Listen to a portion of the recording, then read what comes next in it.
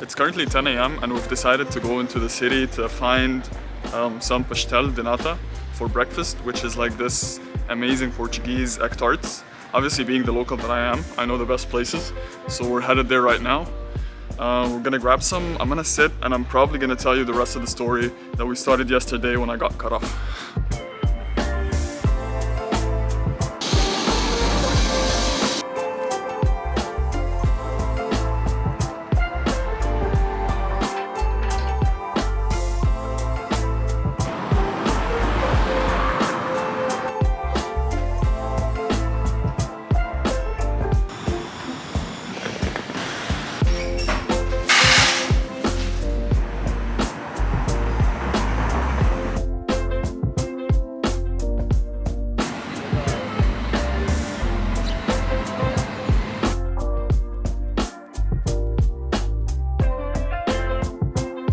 A few moments later. Okay.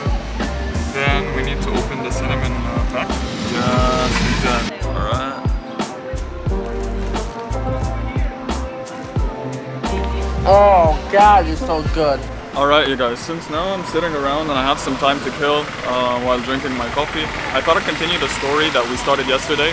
So I think where we stopped, or more realistically where I got caught off, was that I had an awesome experience in Portugal. I think it really helped me grow both professionally and like on a social level as well.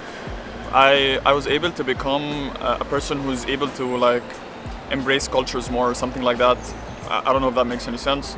Anyways, I got to a point in my career where my job in Portugal, I wasn't super satisfied because the work that I was doing seemed kind of repetitive. I wasn't growing anymore.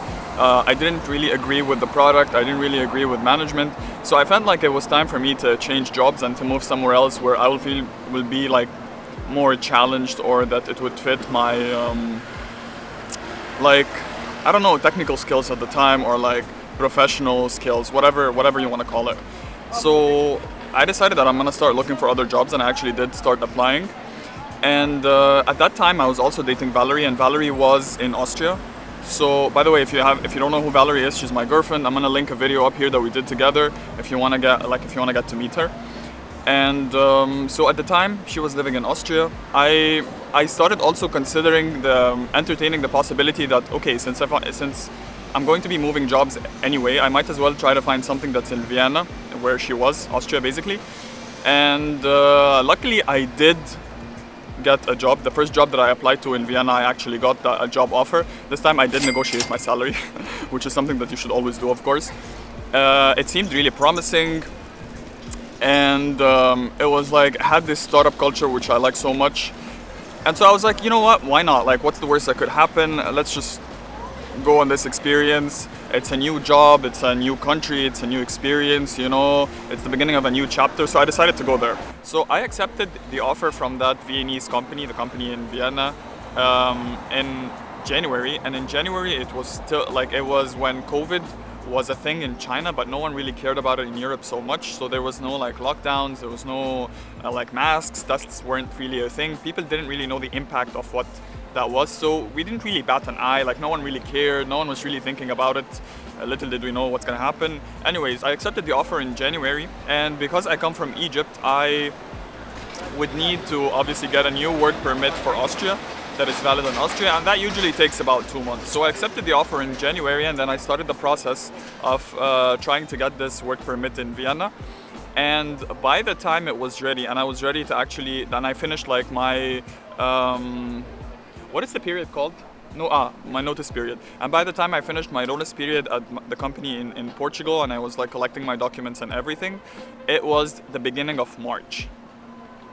And yeah, and this is when really like when the coronavirus stuff really started taking off, and people started like being more scared of it and taking it more seriously. Flights were getting canceled, things like that. And so I decided to take the first flight that I could once my permit was out, because I was genuinely scared that I'm gonna be like locked in Portugal with no job, and even worse, like the apartment that I was living in Portugal was provided by the company, and so I'd be technically homeless in Portugal with no job and no company, and it would have been like the worst thing ever. So I literally took the first flight that I could to Vienna without getting the chance to say goodbye to a lot of people, without the chance to without getting the chance to say like goodbye to a lot of places that I visited. Yeah, so it was kind of sad, and I felt that I left things a little bit unfinished here. And this is why this trip is very special to me, because I feel like it's my turn to come back here and like close the unfinished things and say goodbye to all these things. And maybe not say goodbye, but like more like revisit some of these memories that I just like locked up in this box and put around. And so I'm gonna take you around some of the places that that I really liked here and the places that I used to go all the time, so you get a feel of what I'm talking about.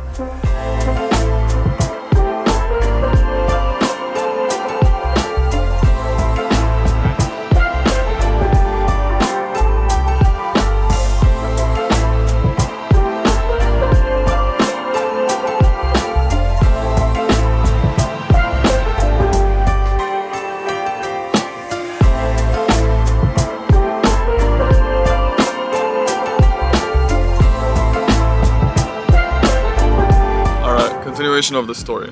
We're currently at the river bank.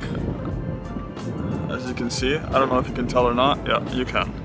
And I wanted to finish the story that we started off. So what happened is I moved in March to Vienna to work at that startup. I wouldn't say it was a bad experience, but I would say it was an experience that didn't really meet where I was at in my career at the time. So I stayed there for like a little over maybe 6 months, maybe it was like 8 months or something, and then I decided that this wasn't for me. So coincidentally, by that point, I received a LinkedIn message, which is why, by the way, I think it's very important to have your LinkedIn set up for success, because it's just absolutely like this is where I got all my work opportunities from, and I think it's a great place to get work opportunities and to learn about job postings and so on. So I received a LinkedIn message from a Sentry recruiter, like asking if I was interested in the role and telling me about the role and so on. By that point, I already knew about Sentry because I've been using it for like 4 years. I knew it was a great product. I didn't know it was in Vienna actually, so I was surprised. But then I was like, you know what, like this seems like the right time for it. So I was like, yeah, I'm interested. Let's go through the process. I went through the process. I did the interviews. I talked to everyone there. And honestly, I was hooked. Like I knew like this is the place that I wanted to be and the place that is gonna push my professional career forward. So I went through the process. I eventually got a job offer. I got accepted. I joined Sentry and left the other company. And I've been with Sentry for the past 1 year and 7 months, and maybe a little bit over. No, actually not 1 year and 7 months. No, that's wrong. I've been with Sentry for the past 7 or 8 months. And yeah, I think that was great. I think that was a great decision to make. And yeah, this brings us to today.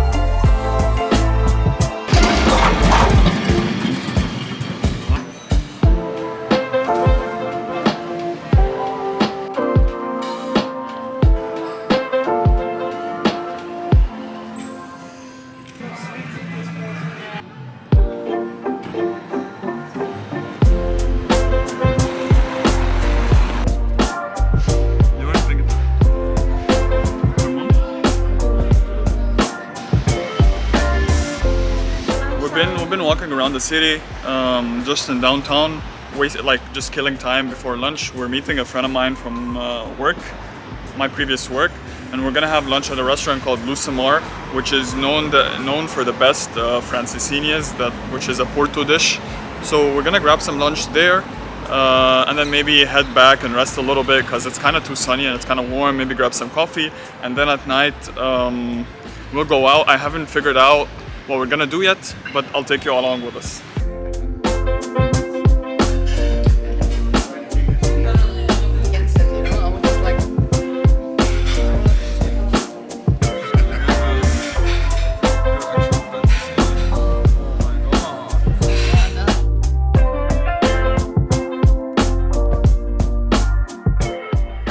This brings us, my friends, to the end of day 2. Thanks for joining me today on this journey. I hope you've enjoyed it, and thanks for hearing me ramble about my life. If you're not subscribed yet, make sure to hit that subscribe button because day 3 is coming out soon, and believe me, you don't want to miss out on that. We will go to Cabo da Roca, the leftmost part in Europe, and the Oceanarium, which literally has one of the biggest aquariums ever. So, till then, see you soon, and peace.